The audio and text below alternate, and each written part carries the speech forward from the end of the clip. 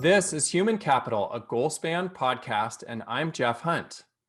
Human Capital is where I interview business thought leaders to uncover the deeply human aspect of work. I feel so fortunate on my show because I get to interview a diversity of guests, and today it is no exception. I have the pleasure of interviewing Shari Dunn, and Shari is the managing director and national practice leader at Arthur J. Gallagher Company. And she specializes in compensation strategy and planning, performance-based incentive programs, and effective organizational design. She previously owned her own firm, Comp Analysis, but sold that to Gallagher several years ago. Most of you probably know who Gallagher is, but if not, they are an international insurance brokerage and risk management firm with this compensation arm. And they have approximately 30,000 employees and are headquartered in Itasca, Illinois. Welcome, Shari. Thank you, Jeff. Pleasure to see you. Well, it's great to have you. And I was excited at the opportunity to talk with you today because compensation and performance management incentive plans are foreign to so many people. There's so much mystery around this topic. And so I'm hoping that you can clear up some of the ambiguity that exists out there today. I'll do my best. Start us out with your story about how you got into business in the beginning of your career, maybe, and specifically how you ended up in this compensation realm. Well, when I got out of Cal, I had no idea what I wanted to do. I had changed my major many times, ended up in psychology. And I went with my roommate to New York City because I couldn't think of anything else to do. And she wanted me to drive her car. She didn't like to drive. So we went, and the first job I was able to find happened to be in what was then called the personnel department in a bank on Wall Street. So in that, I had an opportunity to be exposed to a number of what we now call, of course, HR practices, including testing and statistical analysis and job descriptions and that sort of thing. And so I really, I was fortunate that my first position ever was working in that environment, and I really loved it. I especially loved it because as a single young woman coming right out of college, I had this opportunity to test all the MBAs that were coming out of the Ivy League schools into the management training program. So what's not to like? Right. Exactly. And when I returned to California, I also was fortunate to find a position with McKinsey & Company in San Francisco. And my position there was in really providing support to all the consulting engagements. And that's where I first had my exposure to compensation in the form of executive compensation. So I really loved doing that. Having a background in psychology really helps me because it merges the people part with the business part. It's really the intersection, or as some people would say, where the rubber meets the road when it comes to business. Sure. And I would imagine that the psychology piece is especially helpful when it comes to things like organizational design and development. Yes, of course. So, and those are fundamental actually to being able to pay employees correctly. So it all ties together. And, I really like the business part, and I also like the emotional part, because pay, let's face it, pay is a very emotional topic, both for employees and for employers. So it's really where two sometimes competing priorities really clash. Yeah. So that's what makes it so interesting. Definitely. And I think, as I mentioned at the beginning of the show, there's so much mystery around it. I just am reflecting on how we have such a diversity of listeners on this show. And for those that are not necessarily well-versed in compensation, give us a summary of what a compensation strategy and planning consultant does. Oh, wow. Okay. Well, the first thing we do when our clients come to us is find out what they're really trying to achieve. And almost universally, what employers are trying to achieve is to be, first of all, competitive, meaning to pay what other employers are paying for comparable positions. And then secondarily, maybe not secondarily, sometimes it's the first concern, is also to be able to pay equitably, which is, hugely important, especially these days when we hear so much about social justice and so forth. So internal pay equity is clearly a key criterion. In fact, we have had clients come to us solely because they're interested in equity. The third reason that employers come to us is for cost management, because as you know, cost is often the highest. I mean, the salaries are often the highest cost in a company's budget. So managing it is important, not only in terms of keeping costs low, but also keeping them not too high. So both sides have consequences. And then the fourth one, especially in California, is legal compliance.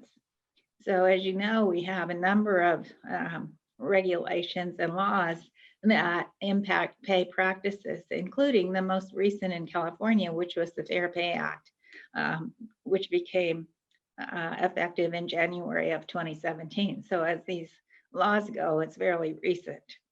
And I would say, in my experience, very few employers are actually fully compliant with that. And part of what's happening is it's not being enforced. So, but we don't know how long that will last. So legal compliance is key. And then finally, and this touches on your business, is the measurement of performance and using pay as an incentive to improve performance. Mm-hmm. So those Great. are the big five goals that employers have. So it's quite a tall order. And I've seen your performance management models in the past, and I really do believe they're transformational. And I think that it's so challenging for organizations to do that well. But I'm wondering if you can take a couple minutes just to talk about I would call it a transformational performance management model, the way you've structured it. But can you take a couple minutes just to share with listeners what that looks like in terms of how it ties into compensation and incentive and how that works? Oh, it's one of my favorite topics, Jeff. Thank you for asking. Performance is a big word. And often when we speak with our clients about performance, they treat it as a pretty narrow construct, if you will, that focuses on the annual review, which most people really hate.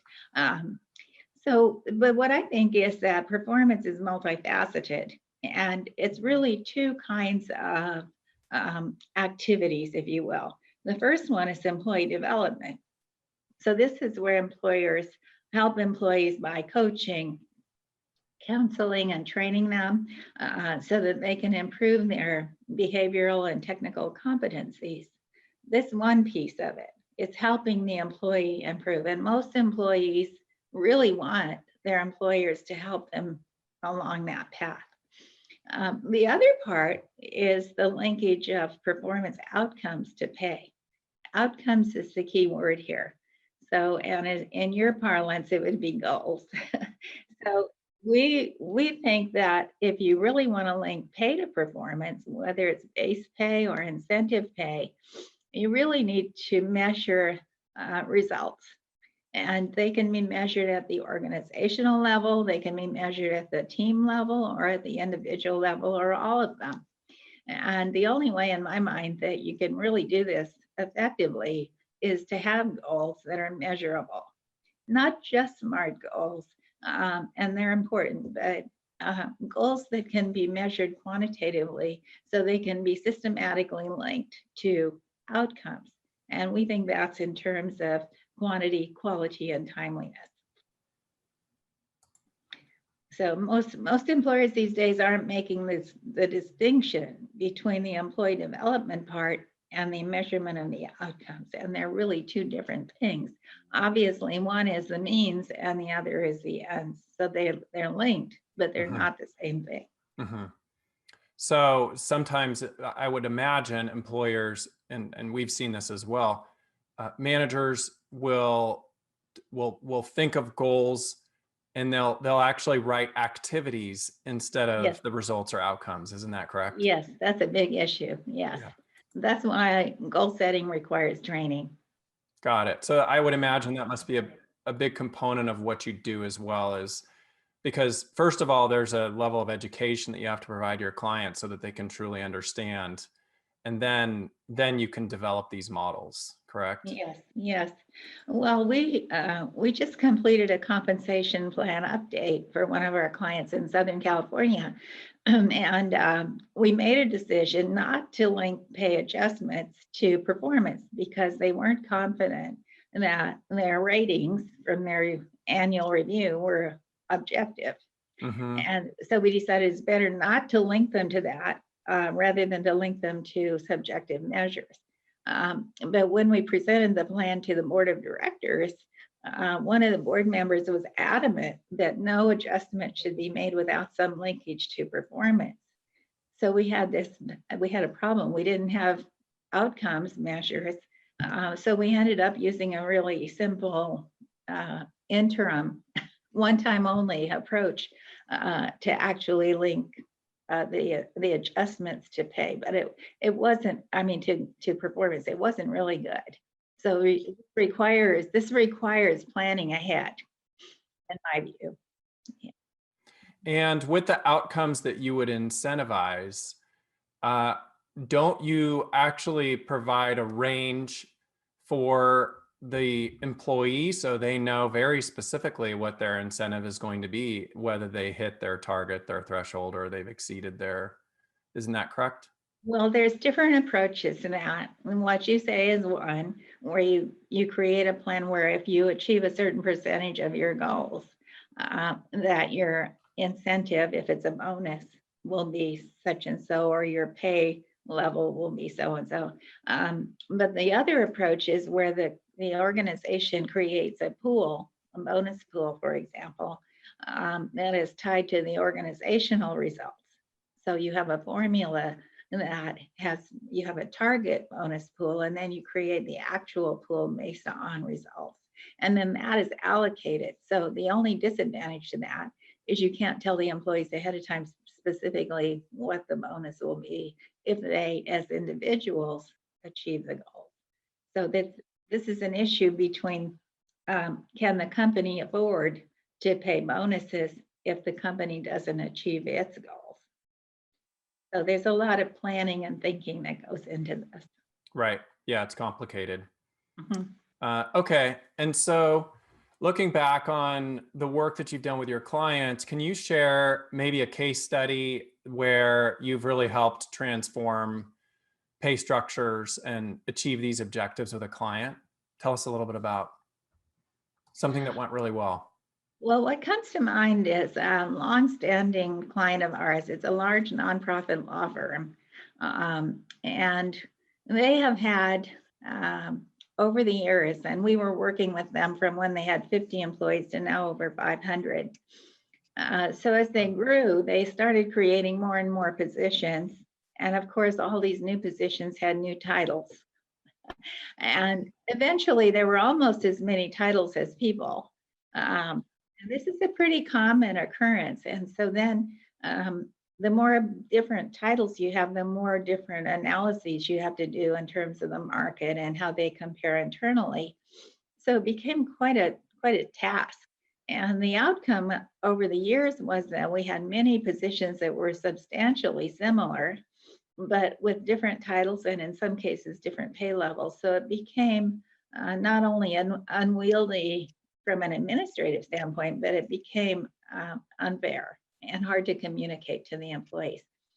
So a few years ago, we transformed that system into more of a template. And so instead of creating new job classifications, if you will, for every new position, we created standard sort of titles and career paths, and then new positions were fit into that. And also, of course, all the existing positions. So it's still a work in progress, but it's much easier to communicate and manage. So that's one example. It's really initially in any of these plans, it's about determining how much a job is worth, independent of the person, and then determining where the person should be paid relative to that. I see. And speaking of that, you mentioned it earlier on, there's been so many issues with pay gaps around race and gender, and talk a little bit about how organizations can do their part to fix that pay gap. Yeah, there's a lot of publicity about this in the press. I'm not sure all of it is accurate. I was very interested in this gender equity issue because being a woman, I would naturally pay attention to that. And over the years, I really hadn't noticed employers, at least not intentionally, discriminating against women, at least not in recent times. So I wondered where all the statistics were coming from. So we hired a Cal student as a summer intern a few years ago, and her whole task was to find out where that number came from, which was variously 87%, 85% of what women earned relative to men. And so she spent a lot of time researching it through the Bureau of Labor Statistics. And what she learned was quite astonishing, and that is that statistic came from adding up all women's pay and dividing by the number of women, and adding up all men's pay and dividing by the number of men to get a comparison of average pay. What was not taken into consideration was part-time. So in other words, if you were a half-time person, your salary was really treated as though you were a full-time person. And also not anything to do with the levels of positions that people held. So that tells me that that's not a surprising number because more women work part-time than men. So I'm not sure that these statistics should be taken at face value. But employers, to answer your question, employers simply need to know how much jobs are worth, independent of the people who hold them. So you're not looking at any protected class characteristics such as gender, age, race, whatever. You're only looking at the position as though it were yet to be filled, okay? Duties, responsibilities, qualifications, and so forth. And once you know that, then you actually pay people relative to whatever criteria are important to the organization. It could be tenure, it could be years of experience, it could be performance. But the important thing is not to let who the person is in terms of their personal characteristics be in any way, shape, or form a factor. And that's really where you get into performance, because most employers say they want to link pay to performance. And then the question is your performance measurement tool also non-discriminatory?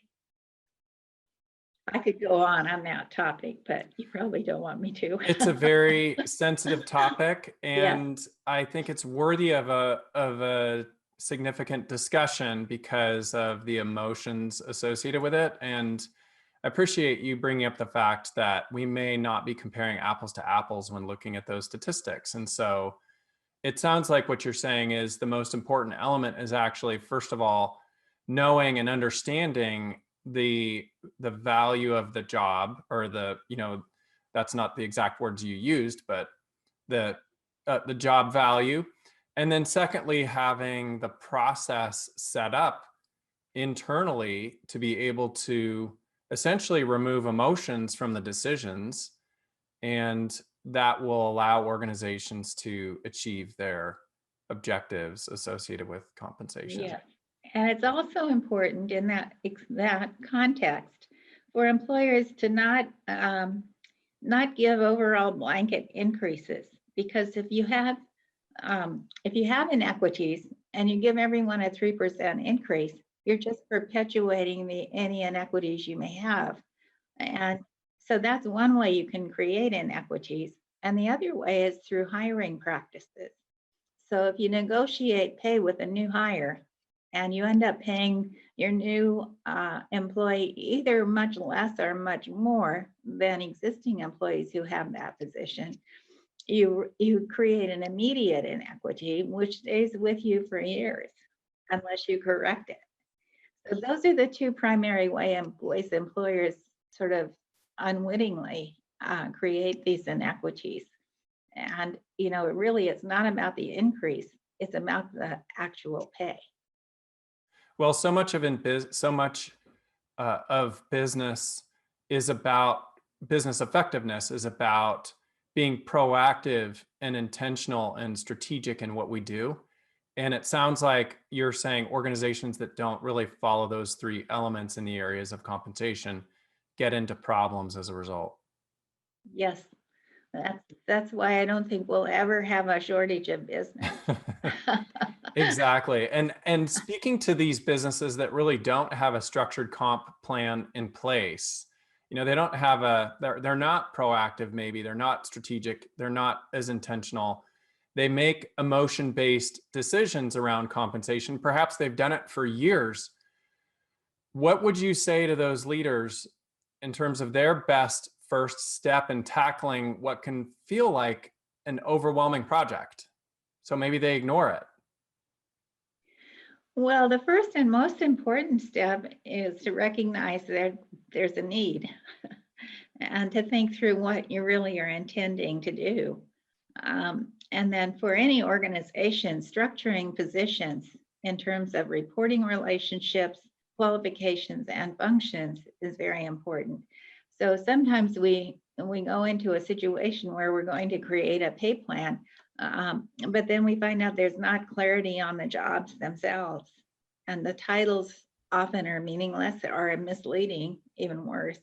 And so then we have to engage in an organizational design process where we say, what do we really need in terms of functions, levels, and accountabilities, and then remap all the employees over into that new structure before we can even figure out how much they should be paid. But all that work in investment really pays off in the end, doesn't it? Well, sure. I mean, what we find is that employers who don't have a good pay structure, usually they're paying at least 25% of their employees too much, another 25% too little, and only half. And we've looked at this across a number of organizations, only half are paid plus or minus even 10% of where they should be paid. Wow. So the costs are significant, and so are the legal risks. And not only that, but the risk of losing employees because of low pay or being unable to hire new employees. I mean, there's huge risks in not paying correctly, and a lot of them are financial. Mm-hmm. So, Shari, what advice do you have for employees that are in organizations that really don't have a well thought out compensation plan? I mean, what are some of the ways that they can advocate for themselves and maybe know that they're getting paid fairly, or when do they know whether they should be really looking around and for other roles in other companies? Well, as an employee, the first thing I would do is ask my supervisor what the pay grade is for my position and what the pay range is and so forth, and where I stand in it, and also what my opportunities are for promotion. And if the manager is unable to answer that question, then I would ask them to find out for me through HR. And if there is no plan, then as an employee, I think I would ask the employer to try to, create some more structure and better communications around pay. Mm-hmm. So that an employee can do something. But if the employer does tell them they have a structure and tells them where they're paid relative to that, then that should be, the worst they can say is, well, I don't agree with that. And then that can be the start of another conversation. At least shows the employee that the employer does have it thought out. They've Yeah. done some work in this area, so Yeah. that's helpful. So a lot of employers have plans, but they're highly secretive, and and they don't want employees to know what they're doing because they can't really justify it sometimes. So that's another issue. You as an employer, you should be able to justify your pay plan to your employees. Let's switch to some lightning round questions. You okay with that? Sure. What is that? That is where I get to just ask you some top of mind questions and you give me top of mind answers, whatever comes to mind. Okay. And so the first one I want to ask is, share with our listeners one of the most valuable leadership lessons that you've learned over your career. Oh, without question, listen. It's the most listen, listen, listen. Don't talk, listen. It's by far the best approach to managing people is if you don't know what they're thinking and you don't give them an opportunity to speak, you're lost before you start. I heard a great acronym on that recently, Shari, which is WAIT. Why am I talking? Wait, why am I talking? So we need to ask ourselves that. And then I also heard, if you're still struggling after you wait, then it's waste. Why am I still talking? Yeah, that's a good one. So I think that's Remember that. a profound bit of wisdom you just gave us all to listen more. Oh, so important. Yes. What are you most profoundly grateful for? Oh, well, I would say I'm most profoundly grateful to be healthy Yes. personally. Yes. And I'm grateful to have a job too. Those two things. Yeah. And I yes, compared to what troubles so many people have, I feel very fortunate. So if you could interview one person, who would it be? And it doesn't matter whether they're living or not. Mother Teresa, Ah, that's great. my favorite. Mm-hmm. Yeah. I feel as though I would like to do more in the way of helping others. I mean, I get satisfaction out of my career choice because I feel I'm doing some good in terms of helping employers do a better job of working with their employees. But Mother Teresa took it to another whole level, way beyond that, and I admire that. She changed the world in many ways, didn't she? Yes. Yes. What's your top book recommendation? My favorite business book, I like to read novels, so I'm not going to recommend novels to anyone, but my favorite business book is called Abolishing Performance Appraisals. It was written some time ago, but it was written by organizational development consultants, but their last name was Cohen, C-O-E-N. But it makes the case for the importance of separating the performance development part of performance from the actual pay part of performance, which is kind of unusual for organizational development professionals because they usually think that development is far more important than pay. That's probably a stereotype, but that's been my experience. And this book is very, very ahead of its time, shall we say. Sounds interesting. And I think there's a misnomer with a lot of people around technology, because technology can actually be the enabler to help replace the performance review, the broken performance review, with a new model or method that works much more effectively, can't it? Absolutely. And that's why I like your product.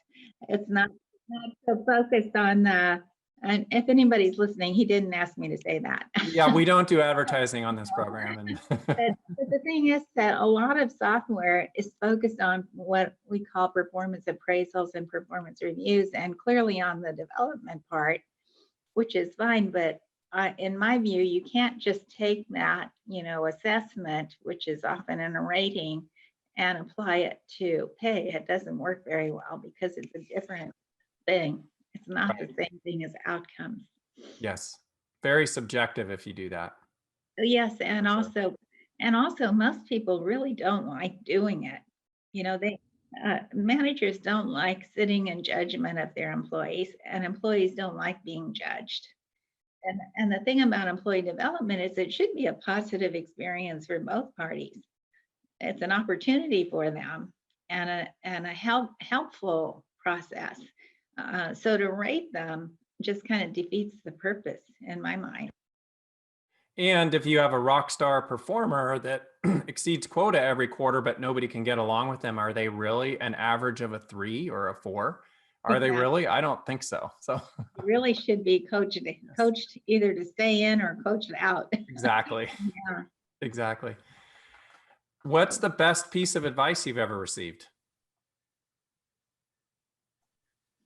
Oh boy. Can I go back to the third grade? I always remembered this. And it was my Mrs. Cook in the third grade. And I remember asking her, it was like one of those things you remember for whatever reason. Mhm. I remember asking her what I should be when I grew up. And she said, you can be anything you want. And I don't know why, but that always stuck with me. It's a great piece of advice, regardless of where we are in our career, isn't it? Yeah. We're always evolving. Humans, are evolving. So Yes. I like that. And just to wrap things up, Shari, what is the single most important takeaway for our human capital listeners today? I'd say the most important is to take a holistic view of paying employees and don't think of it as just pay or pay increases, but think in the bigger picture of the contract you have with the employees in terms of what they do and what you do and what they achieve and what you achieve and how that all works together. Think big picture. That's what I would say. Because without the big picture, you can't create effective plans. Great advice. Shari, I've really appreciated our conversation. Thank you for sharing all your wisdom with our listeners today and for being part of the show. Well, thank you. I appreciated it. It was fun. Thanks for listening to the show this week. We release a new episode of Human Capital on the first and third Tuesday of each month. I would really like to know what you thought of this episode. Send your comments to humancapital@goalspan.com. Human Capital is produced by Goalspan. Subscribe wherever you get your podcasts, and please share this podcast with your colleagues, team, or friends. Thanks for being human, kind.